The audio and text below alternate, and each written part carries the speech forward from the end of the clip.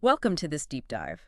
We're diving headfirst into the world of invitational rugby today, specifically the Barbarians. Always exciting when the Baas is assembling a team. Absolutely. And our mission here is to unpack some pretty exciting news about who's joining them for a really historic match coming up. Yeah, we're looking mainly at an article from RugbyPass.com. The headline is, Ireland record holder and All Blacks forward added to Barbarian squad. Right, and we've also looked at the other stuff on that page, results, upcoming games, trending bits, just to get the full picture. Context is key. Exactly. We want to cut through the noise, find the important stuff, and figure out what these signings really mean for the Barbarians and this big challenge ahead. There's just something about the Barbarians, isn't there? It feels like, I don't know, pure rugby sometimes. Flair. It really does. It captures a different spirit.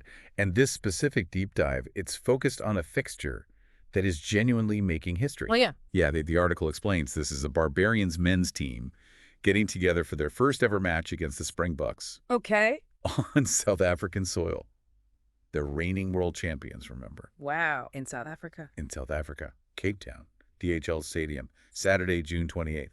That's huge. So the Bucks at home facing the Baas for the first time ever in a men's fixture there. Exactly. Never happened before for the men's side, despite the Barbarians' long history. So that context, it just lifts this whole announcement, doesn't it? It really does. Okay, that's a massive piece of history right there. So let's get to the core of the article then. Two big additions to the squad. Yeah, significant ones. Who are they? And, why the buzz? Okay, so the first name is Cian Healy. Ah, okay. Yeah, big name. Huge name. Anyone following Irish rugby, Leinster, European rugby, even just test matches over the last, 15 years? Yeah. They know Healy. Ireland and Leinster's most capped players. Literally. He's a centurion and then some. 137 caps for Ireland. He only just stepped back from internationals after the Six Nations this year. 137 caps? I mean, for a front rower, that's incredible durability. It really is. Speaks volumes. And he's 37, but he's not done. Still central to Leinster. Yeah, they're always in the mix, aren't they? Looks like another URC final, potentially. Exactly. And the article flags his versatility, too. Can play loose head, can play tight head. Oh, that's handy for a Barbarian squad. Incredibly valuable, yeah. Especially with limited prep time. And you've got his Lions experience, too. He was on that winning tour in Australia back in 2013. Right. So you've got massive experience, that versatility, and, a history of winning. Pretty much ticks all the boxes.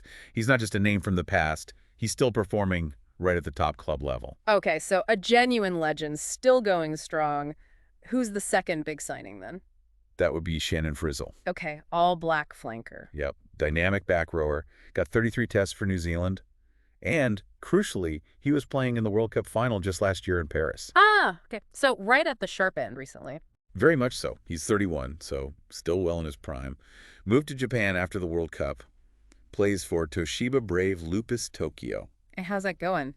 Well, his team just won the Japan Rugby League 1 title. Back-to-back, actually. They beat Kubota Spears in the final. So, like, Healy coming in off the back of some serious success, just in a different league. Exactly. You've got this Irish icon and a current All-Black who was literally in the World Cup final lineup. That's some combination. Yeah, and the article makes that point clearly. Between Healy's 137 caps and Frizell's 33, that's 170 test caps walking into the Barbarians camp, just with those two. Wow.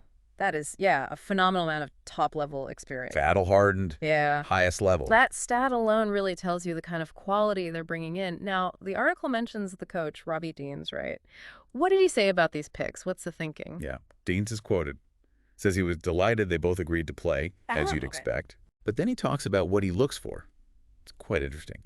He says they need players with, and this is a quote, a number of attributes: versatility, experience, skill set, flair, combinations, and know each other's games. But most importantly, respect and value the privilege of playing for the Barbarians. That last bit feels really key. Respect and value the privilege. It does, doesn't it? Yeah. It gets to the heart of what the Baas are about. It's not just about talent, then. It's about the ethos. Exactly. It's not your national team, not a club grinding out league points every week. It's different. It's meant to be a celebration of the game, flair, sportsmanship, bringing guys together for something special. So Deans wants players who actually get that, who buy into it. Seems like it. Not just showing up, but genuinely wanting to be part of that tradition, valuing that privilege, like he said. Right.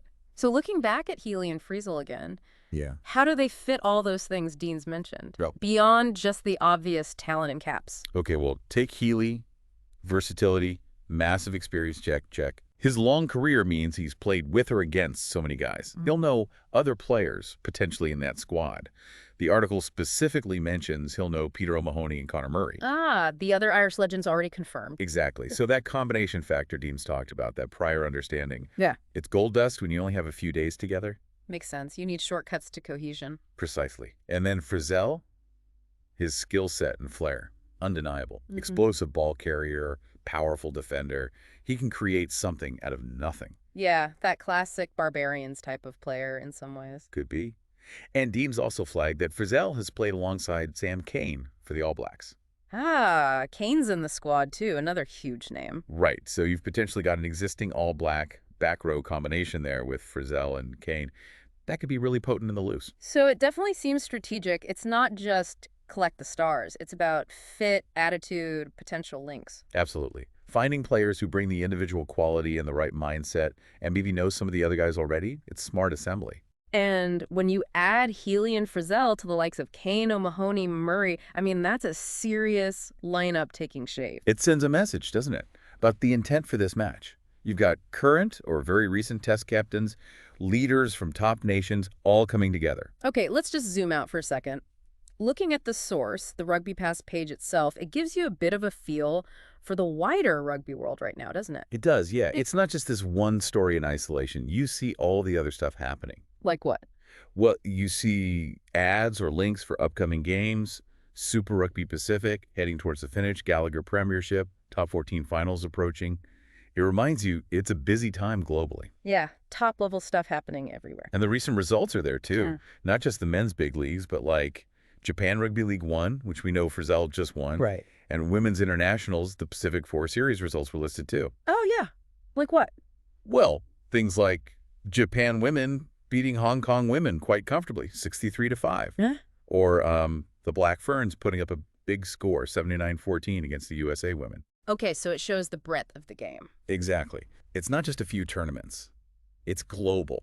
Lots of levels. And then you see the trending articles, popular player searches. Yeah, coaching changes, controversies, tactics. All that stuff fans get into. It shows the different ways people follow the sport, scores, news, analysis, gossip even.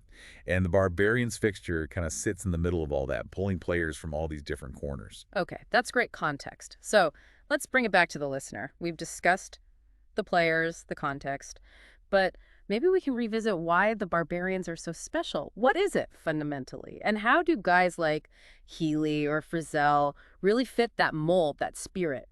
Well, I think the Barbarians are special because they're kind of an antidote, aren't they? Yeah. To the high-pressure, super-structured pro game we see week in, week out. Yeah, like a release valve sometimes? Sort of.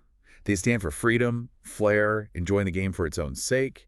You know, rugby for gamesmen, that old idea. Yeah. Players get picked not just for talent, but often because they play with a certain joy.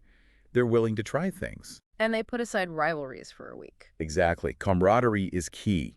So it takes players who can gel quickly, adapt, play alongside guys they usually battle against, and just embrace playing without that intense test match pressure. So someone like Healy fits that how? Well, his huge experience, his character, presumably. He's seen it all, knows the game inside out, but still has that passion to pull on the black and white jersey for a unique challenge like this. He's earned that respect. Right. And Frizell? Frizell brings that X factor, doesn't he? Yeah. That dynamic edge, fresh off winning titles. He adds the excitement, the raw skill that the Barbarians thrive on. They aren't just filling spots. They bring specific qualities and, crucially, seem willing to buy into the Baas way. Okay, in this specific game against the world champions, the Springboks, in South Africa, why is this one so notable? What kind of match could we actually see? Playing the Bucks in South Africa. I mean, that's probably the toughest assignment in world rugby right now. Yeah, doesn't get much harder. They are formidable. Physicality, set-piece power, that kicking game. So for the Barbarians, this isn't just a fun run out of Twickenham. This is the real deal. Facing the best on their turf, where they are incredibly tough to beat. So it's a genuine contest, not just an exhibition match. Oh, absolutely. Yeah. The Barbarian spirit encourages flair, sure, but you can't just ignore the Springbok machine. No. So I think we might see a really fascinating clash, the Baas with Deans and the players we've mentioned, Healy, Frizell, Kane, O'Mahony, Murray. They'll have the smarts and the individual brilliance to attack, to try things. Look to play with pace, maybe some width. And the Springboks, what do you expect from them?